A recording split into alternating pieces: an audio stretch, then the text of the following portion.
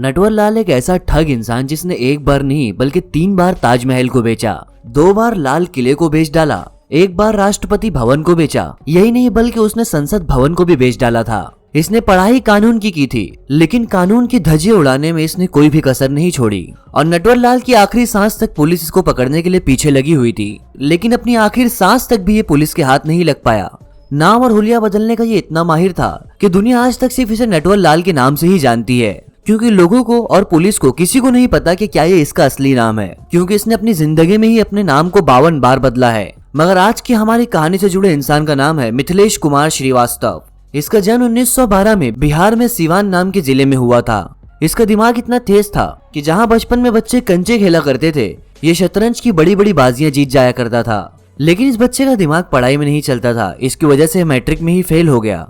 इसके पिता गांव के सम्मानित लोगों में से एक थे, जो कि रेलवे मास्टर की नौकरी किया करते थे। जब पिता को ये पता चला कि उनका बेटा फेल हो चुका है, तो उन्होंने मिथिलेश को बहुत मारा। इसी से नाराज होकर वो एक ट्रेन पकड़कर कोलकाता चला गया और वहां पर मिथिलेश को यानी नटवर लाल को एक आदमी ने अपने बेटे को पढ़ाने की नौकरी दी।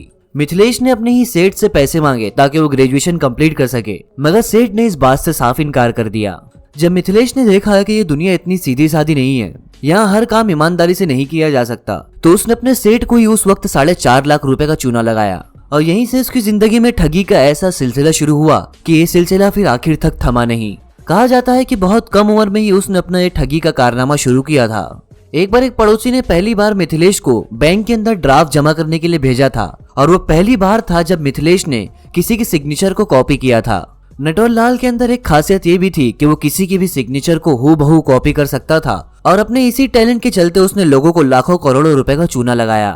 पड़ोसी ने जो पैसा मिथिलेश को निकालने के लिए दिया था, जब वो पैसा पड़ोसी तक नहीं पहुंचा तो वो बैंक पहुंचे। उन्होंने जांच पड़ताल की तो पता चला कि ये पैसा मिथिलेश लेकर रफू चक्कर हो गया है। नटवर लाल ने भरे से ही बहुत सारी चोरियां की, ठगी की, लेकिन उसने कभी अपनी पढ़ाई को पीछे नहीं छोड़ा। उसने अपना ग्रेजुएशन भी कंप्लीट किया। सबसे पहले मिथिलेश को साल 1937 में 9 टन लोहे के अपराध में गिरफ्तार किया गया था, लेकिन इसके बाद वो जेल से फरार होने में कामयाब रहा। लेकिन दोबारा से साल 1950 में रेल भाड़ा और चावल के घोटाले के चलते पंजाब नेशनल बैंक से 6 लाख रुपए ठगे। यही नहीं, संसद भवन को इस इंसान ने 547 सांसदों के साथ बेचा था।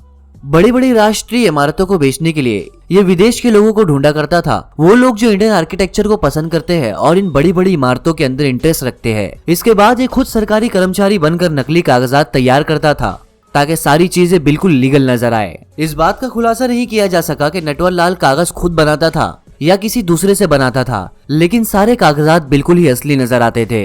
इन नकली कागजात के ऊपर वो राष्ट्रपति का एजेंट बनकर खुद इसके ऊपर हस्ताक्षर कर दिया करता था, और इसी प्रोसेस से वो भारत की सभी बेशकीमती इमारतों को बेच दिया करता था। और जब लोग उसे क्लेम करने के लिए भारत आते, तभी लोगों को समझ आता कि नटवर लाल ने एक और बकरा फंसा लिया है। भारत की शानदार इमारतों को बेचना बड़ी ठगी है, लेकिन नटवर लाल ने छोटी छोटी दुकान वालों को भी नहीं छोड़ा। एक दिन नटवर लाल एक घड़ी की दुकान पर पहुंचा और अपने आप को उस दुकान में जाकर किसी मंत्री का पीए बताने लगा।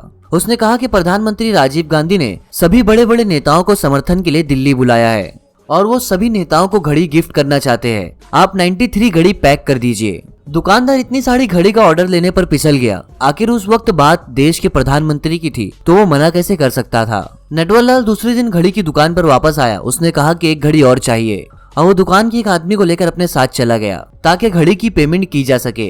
नटवर लाल ने दुकानदार के आदमी को 32,000 रुपए का डिमांड ड्राफ्ट दिया, और जब दुकानदार इस डिमांड ड्राफ्ट को लेकर दूसरे दिन बैंक में पहुंचता है, तो उसे पता चलता है कि ये डिमांड ड्राफ्ट नकली है और उस आदमी को हजारों रुपए का चूना लगा दिया गया। नटवर लाल ने इसी तरह बड़े बड़े दुकानदारों को भी लूटा। इसी वजह से इसके ऊपर भारत में 300 से भी ज्यादा मुकदमे दर्ज है। यहाँ तक कि पुलिस ने नटवर लाल को पकड़ने के लिए इस पर इनाम भी रख दिया। सभी मुकदमों में से 14 मुकदमे में नटवर लाल को दोषी पाया गया, और बहुत सारे ऐसे मुकदमे भी है जिस पर अब तक सुनवाई भी नहीं हुई है। कोर्ट ने इन सभी मामलों में मिथिलेश श्रीवास्तव उर्फ नटवर लाल को 114 साल की सजा सुनाई। पुलिस ने कुल 9 बार उसे पकड़ने की कोशिश की, लेकिन हर बार वो पुलिस के चंगुल से भाग जाता था। जब उसे पकड़ा गया तो 120 साल की सजा में से सिर्फ 14 साल ही वो जेल में रहा, और इनमें से भी बहुत बार वो जेल से भाग चुका है। और यही वो नटवर लाल है जिसके ऊपर अमिताभ बच्चन की बॉलीवुड फिल्म भी बनाई जा चुकी है।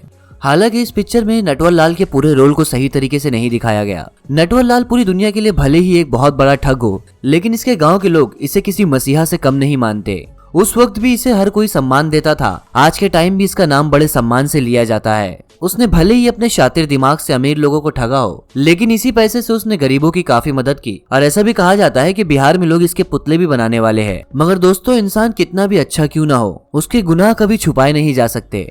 नटवर लाल का ऐसा कहना था कि मैं कभी किसी को अपने जाल में फंसाता नहीं हूँ, या मैं कभी किसी गरीब को तकलीफ नहीं देता। मैं तो बस उन लोगों से डील करता हूँ जिनके पास बहुत ही ज्यादा पैसे होते हैं, और ये लोग मेरी बातों के अंदर उलझ जाते हैं और मुझ पर यकीन कर लेते हैं। उसका ये कहना था कि ये लोगों की बेवकूफी है, अगर वो मुझे पैसे ही ना दे तो मैं उनका क्या बिगाड़ सकता हूँ। अब आप सोच सकते हो कि वो इंसान कोर्ट के सामने इस तरह के बयान दे सकता है, उसका माइंड सेट कैसा होगा। मगर नटवर लाल ने अपनी पूरी जिंदगी में किसी को भी शारीरिक तौर से कोई नुकसान नहीं पहुंचाया था। नटवर लाल को आखिरी बार साल 1996 में पकड़ा गया था और उस वक्त इसकी उम्र 84 साल थी। नटवर लाल उस वक्त व्हीलचेयर के सहारे जी रहा था। पुलिस भी खुश थी कि ये इस वक्त कहीं भाग नहीं सकता, लेकिन जेल के अंदर कुछ ही दिनों में इसकी हालत खराब हो गई। जब इसे एम्बुलेंस से हॉस्पिटल ले जाया जा रहा था तो एम्बुलेंस में 3 पुलिस वाले थे। इनमें से 2 पुलिस वाले किसी काम से बाहर निकले और तीसरे पुलिस वाले को नटवर लाल ने चाय लेने के लिए भेज दिया। जब पुलिस वाले वापस आए तो उन्हें ना ही व्हील चेयर मिली और ना ही नटवर लाल। यानी कि 84 साल की उम्र और अपाहिज होने के बाद भी नटवर लाल पुलिस वालों को चूना लगाकर फरार होने में कामयाब हो गया और इसके बाद नटवर लाल को कभी कहीं नहीं देखा गया। इसके बाद 2009 में नटवर लाल के एक वकील ने कोर्ट में अर्जी डाली कि नटवर लाल की मौत हो चुकी है, उस पर चल रहे सभी मुकदमे को बंद कर दिया जाए। इसके बाद नटवर लाल पर दायर हुए सभी मुकदमे को बंद कर दिया गया। पुलिस का ऐसा कहना था कि नटवर लाल की मौत साल 1988 में हुई थी। वहीं वकील का कहना है कि इसकी मौत साल 2009 में हुई और ये बात आज भी रहस्य बनी हुई है। तो दोस्तों, ये थी दी फैक्ट एंड जिपर्स की आज की वीडियो। आपको ये वीडियो कैसी लगी हमें कमेंट सेक्शन में जरूर बताइए। सब्सक्राइब करें दी फैक्ट एंड जिपर्स को, प्रेस करें बेल आइकन ताकि आने वाली न्यू एंड लेटेस्ट वीडियो की अपडेट्स आपको नोटिफिकेशन के थ्रू मिल सके। Thank you for watching this video.